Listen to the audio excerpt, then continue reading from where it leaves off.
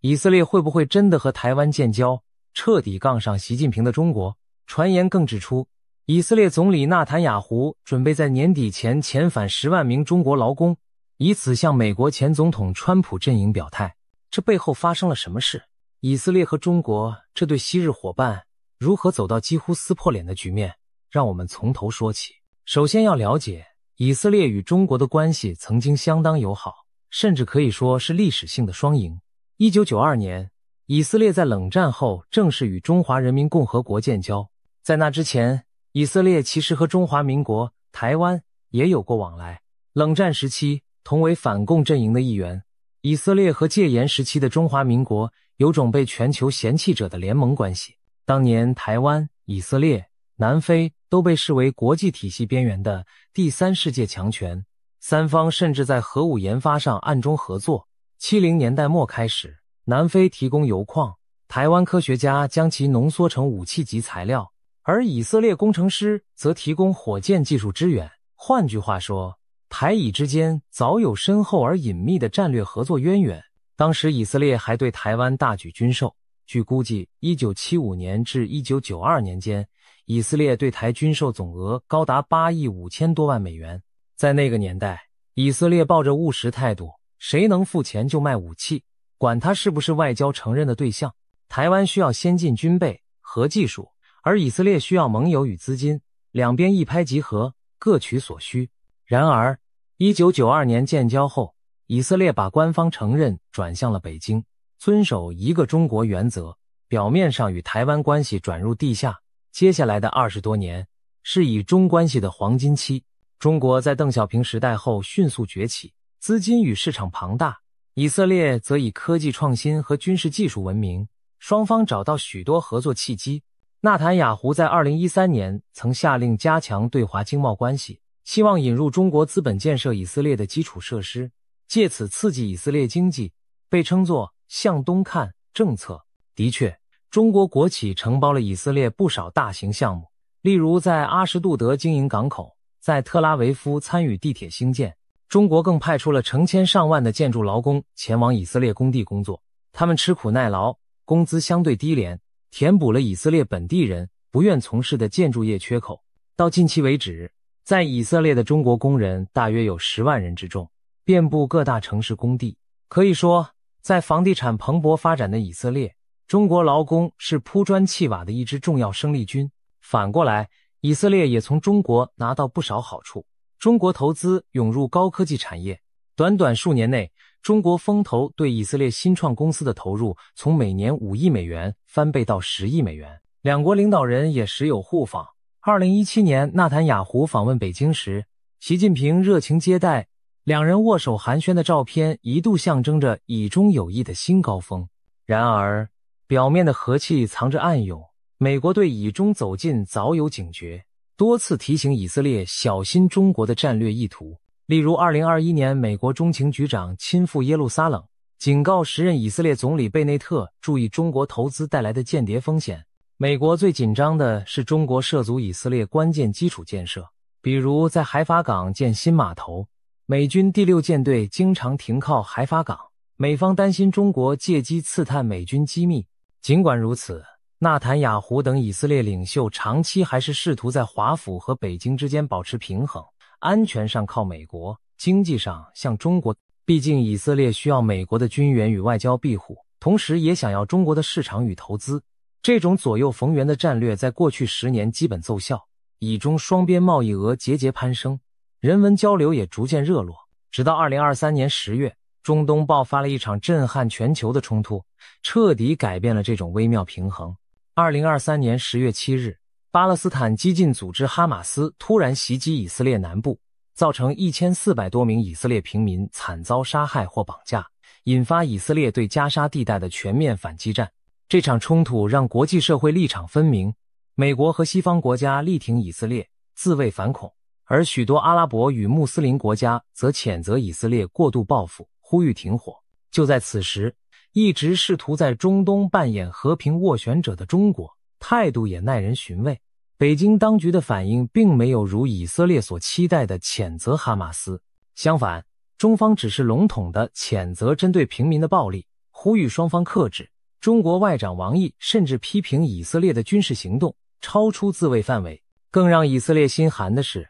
中国在联合国安全理事会和大会上一再支持停火决议，要求保护加沙平民，却对哈马斯的残忍袭击只字不提。以色列本期待安理会能一致谴责恐怖攻击，但中国和俄罗斯联手否决了由美国提出的谴责哈马斯、限制其武装的决议草案。在耶路撒冷的决策者眼中，北京的所作所为形同偏袒哈马斯，至少是倾向巴勒斯坦一方，这无疑是对以色列的背叛。更令人错愕的是中国国内舆论的反应。哈马斯大屠杀消息传出后，中国的互联网出现了大量反以色列、反犹太的言论。过去，中国民间对犹太人其实抱有某种奇特的好感，流传着犹太人很聪明、会做生意的刻板印象，被称为亲犹神话。但这种表面的欣赏很快转变成了刻薄的嘲讽。许多中国网友把以色列对加沙的报复行动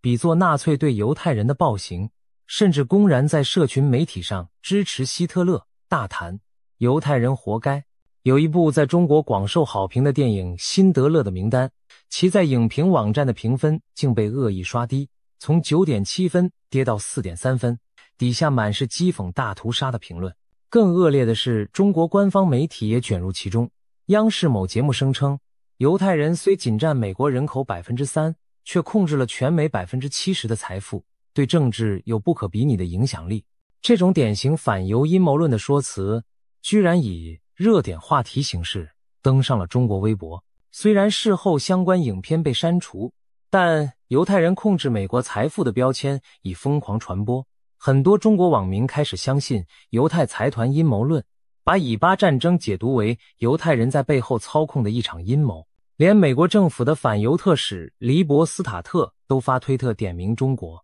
对这波反犹谣言表示震惊和关切。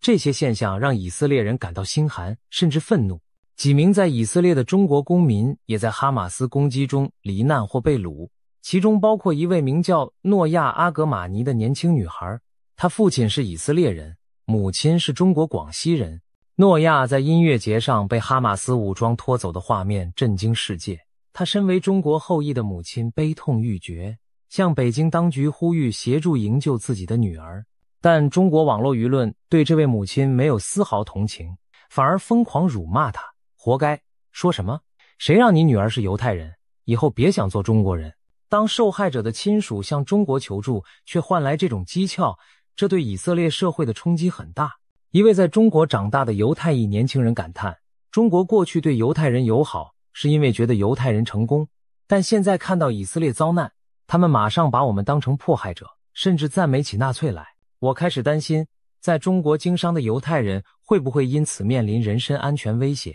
可见以色列对中国民间和官方态度的幻灭感在战争爆发后急剧加深。于是在外交场合，以色列开始前所未有的直接点名批评中国。以色列驻华大使和外交部多次对北京未明确谴责恐怖分子表示失望且困惑。更直白的言论来自以色列驻台代表处，实质相当于大使馆的代表尤玛雅。10月下旬，尤玛雅在台北会见媒体时，赞扬台湾在此事件上是真正的好朋友，感谢台湾政府第一时间严厉谴责哈马斯，声援以色列。他话锋一转，点名批评道，中国对哈马斯屠杀平民的态度让我们非常不安，这种不愿谴责恐怖行径的表现实在令人感到困扰。这番话透过路透社传遍国际，意味着以色列外交官公开指责中国偏袒恐怖分子。试想，在此之前，以色列何曾如此公开地与北京唱反调？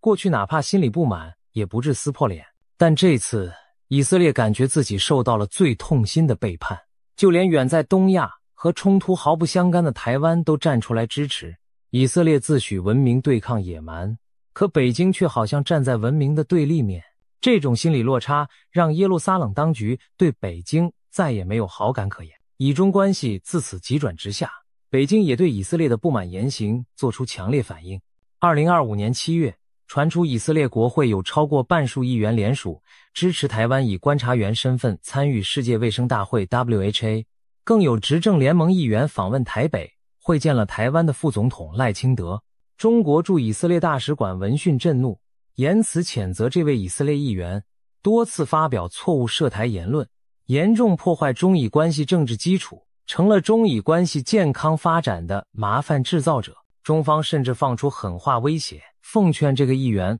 不要不撞南墙不回头，如不悬崖勒马，必将摔得粉身碎骨。这种近乎诅咒式的语言，哪像是对另一个建交国的官方措辞？但北京的愤怒也可以理解。以色列虽与台湾无正式邦交，却开始在国际场合频频替台湾发声，还派国会友台小组主席率团访台，这踩到了中国最敏感的红线。一时间，中以交恶成了新闻热词。曾几何时，中国还自称以色列在中东的好朋友，如今却把以色列议员骂成替人卖命的傀儡。北京暗指那些亲台的以色列人是受美国指使拿钱办事，完全否定以色列有任何自主考量。一场以哈战争让中以几十年的互信荡然无存，双方开始公然翻脸。到了2025年9月，矛盾达到高点，纳坦雅胡在耶路撒冷会见美国国会访问团时语出惊人，公开指控卡达和其他一些国家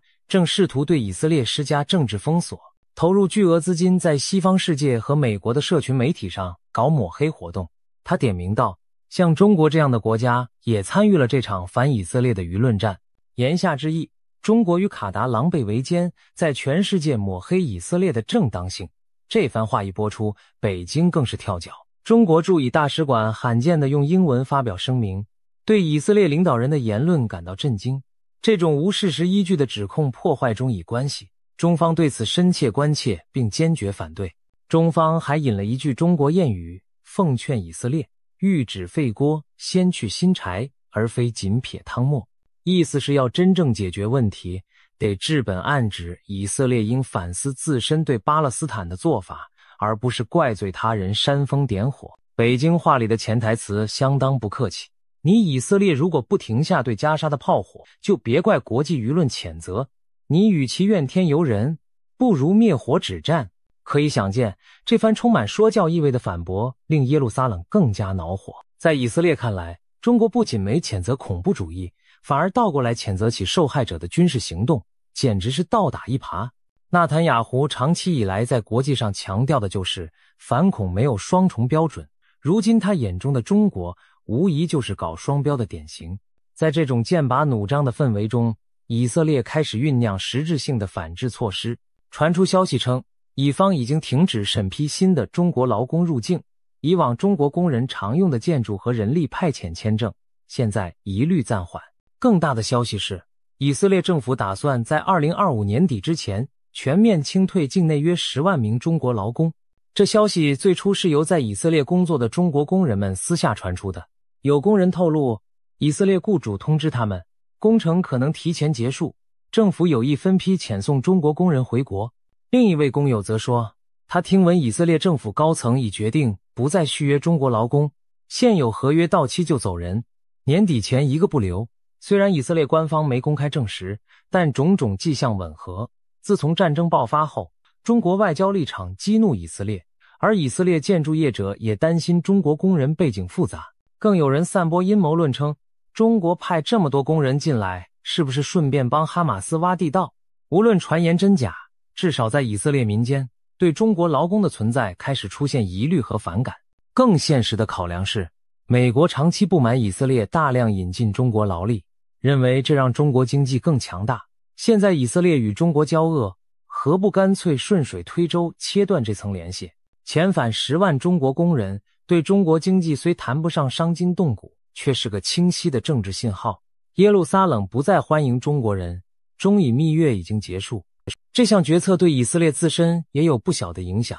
10万建筑工人走了，以色列正在施工的住宅、铁路等项目可能面临延宕，劳动力缺口如何填补也是问题。但以色列似乎下定决心，宁可放慢工程，也不愿再依赖中国。对那些中国工人而言，更是晴天霹雳。他们许多人为了来以色列工作，付出了巨额中介费用和长途跋涉的成本。有的工人透露，自己不会什么技术，在国内月薪可能4、5千元人民币，但到了以色列工地，一天工资就有1000人民币。一个月能赚24000元左右。为了拿到这份高薪差事，他还向中介交了数十万新台币的介绍费，可谓倾家荡产押注出国打工。现在工程才做了没多久，就被迫回国，等于血本无归。在以色列的中国工人社群中，不少人哀叹，在这边一个月赚4万人民币，回国一个月4000，怎么活？然而，他们的哀求大概无法改变大事，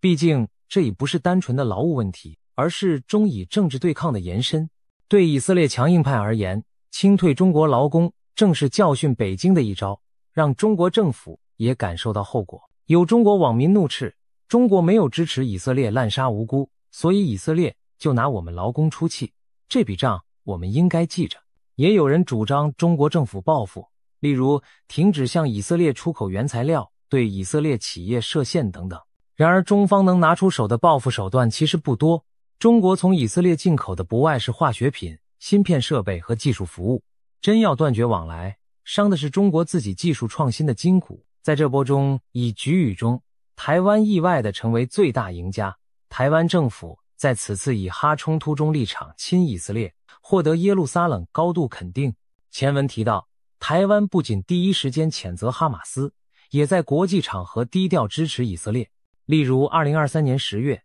伊朗向以色列发射数十枚弹道飞弹时，台湾外交部公开发声明谴责伊朗，强调台湾和所有热爱和平的民主伙伴一起谴责暴力升级。反观北京，对伊朗的挑衅噤若寒蝉，此消彼长。以色列开始重新审视台湾的价值。以色列驻台代表尤玛雅在台湾媒体投书，提到台以之间有独特的情谊与共同价值，感谢台湾在关键时刻的支持。双方还签署了文化交流协议，启动学术互访，甚至讨论未来在安全议题上合作的可能。今年9月，前述以色列国会友台小组的访台团就是在这样的背景下成型。台湾总统蔡英文亲自接见以色列跨党派议员代表团，感谢他们支持台湾参与国际组织，并推动双方在教育、医疗、观光上的交流。这些场景在几年前难以想象，当时以色列政府为了讨好北京，对台湾几乎晋升。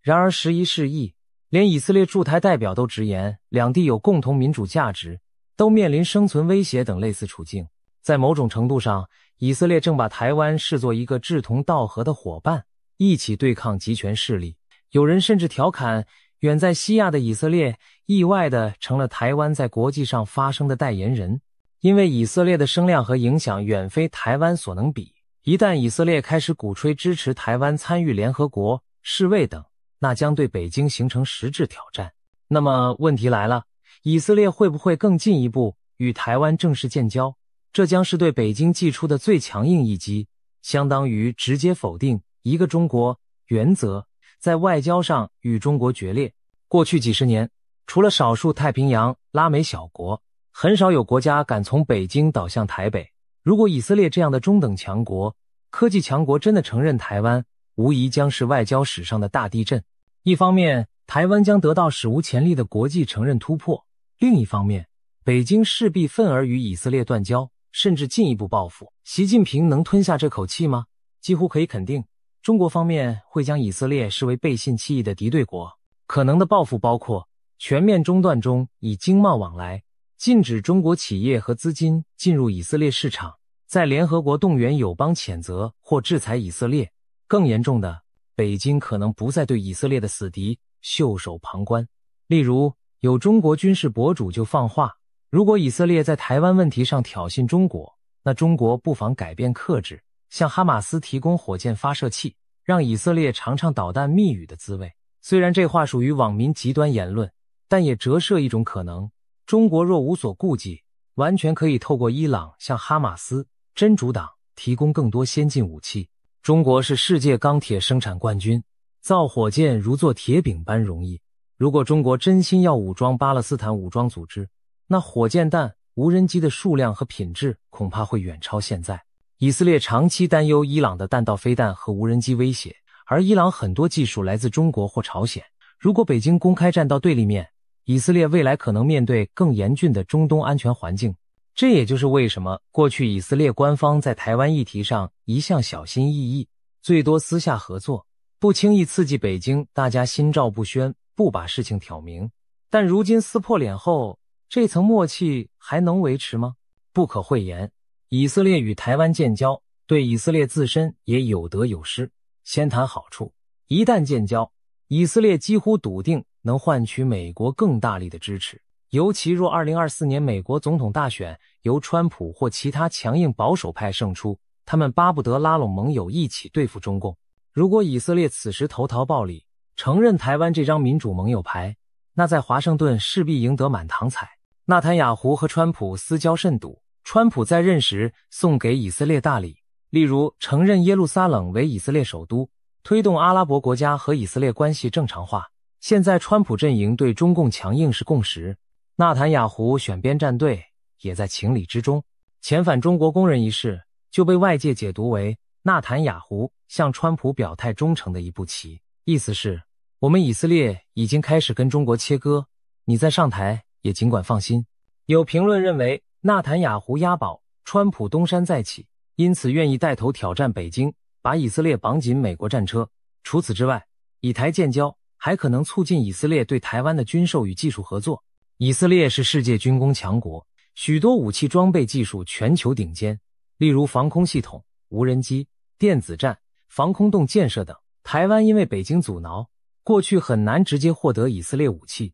但如果双方成为正式盟友，那么像铁穹、防御系统、尖端无人机技术、网络情报技术，以至于地下掩体建造经验都能引进台湾。试想哈马斯的火箭弹曾对以色列造成威胁，但在铁穹拦截下伤害有限，而中国对台若动武，也可能饱和攻击台湾机场电厂。台湾正需要类似铁穹的多层防御，如果以色列不顾北京脸色，大可把这些年跟中国合作研发的技术转手支援台湾。甚至有大胆猜测，以色列当年曾帮助台湾发展核武，如今若关系紧密，是否会在核威慑方面也给予台湾某种协助或保护伞？这听起来匪夷所思，但也道出一个事实，以色列和台湾各有所需，联手对抗共同的敌人，利益高度契合。台湾需要更多国际承认与军事协助，而以色列需要民主盟友的声援以及向中共报复的筹码。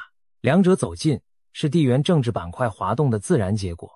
当然，风险与代价也是明显的。除了前述中国可能的报复外，以色列还需考虑阿拉伯与穆斯林国家的反应。北京近年来在伊斯兰世界塑造自己是巴勒斯坦的支持者，如果以色列公开与台北建交，北京势必更加倾向巴勒斯坦一边。在巴以问题上，中国也许会更强力地支持巴勒斯坦建国的国际倡议，这对以色列不利。不过话说回来，阿拉伯国家其实并不在乎台湾问题，他们关心的是耶路撒冷和加沙，不会因台以建交就改变对以色列的态度。倒是印度可能暗自窃喜，印度同样与中国对立，又跟以色列是战略伙伴。如果以色列对华转向强硬，印太地区反中的同盟链条将更加坚固。可以预见，一旦以色列倒向台湾，整个民主国家围堵中国的形势将更加明朗。毕竟以色列虽小，但军事科技实力强，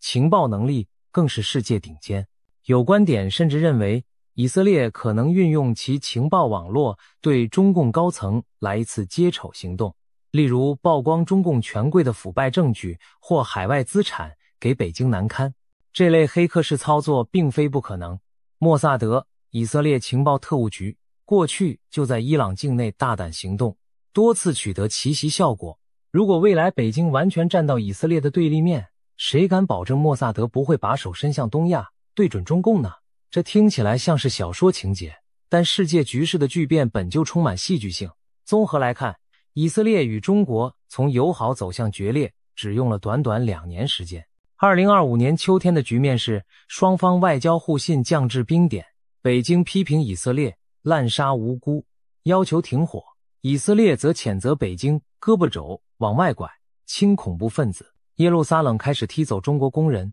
靠拢台湾民主阵营，北京则拉拢阿拉伯世界，疏远以色列，恫吓以色列误碰台湾红线。这一切折射出当今世界的更大图景，新冷战的阵营逐渐形成，民主与专制两大阵营的界限越发清晰。而以色列这个原本试图左右逢源的小国，如今被迫选边站队。对纳坦雅胡政府而言，与其依赖一个在生死关头不肯声援的中国，不如投入美国怀抱，拉上台湾、日本这样的盟友，共抗北京和德黑兰。未来几个月乃至1-2年内，我们将见证以色列外交史上可能最重大的转折。如果以色列真的与台湾建交，那将是第一个与中国正式建交后又改弦易辙承认台北的主要国家，开创历史先例。此举的冲击绝不亚于当年美国承认中国与台湾断交的震撼，只不过方向相反。最后不妨大胆预想一下这幕大戏的后续。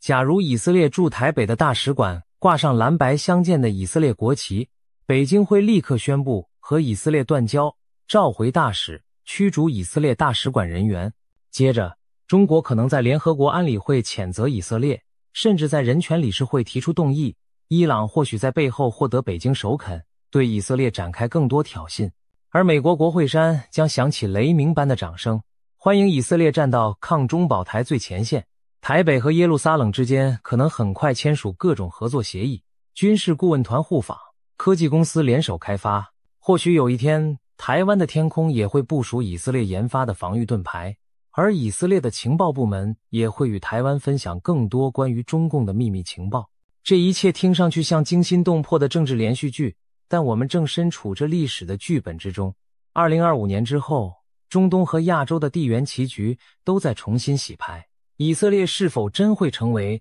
第一个倒戈相向北京的国家，我们拭目以待。可以确定的是，习近平正面临他执政以来在外交上最大的一次挑战。如果连以色列都公开和台湾建交，将意味着国际上不再畏惧北京压力的风向正在形成。到那时，中共苦心经营的一中原则、国际共识将出现破口，而台湾的国际地位将大为提升。历史的车轮滚滚向前，有时数十年的盟友关系可能在瞬间反目成仇，而沉寂多年的友谊也可能因共同利益而重燃。以色列和中国的这段缘分看来正走向终章，而以色列与台湾的新篇章或将开启。这背后折射的是国际政治的永恒现实，没有永远的朋友，只有永远的利益。当民主与独裁的对立越来越尖锐，每个国家都终将选择站队。以色列的抉择将在未来很短的时间内见分晓。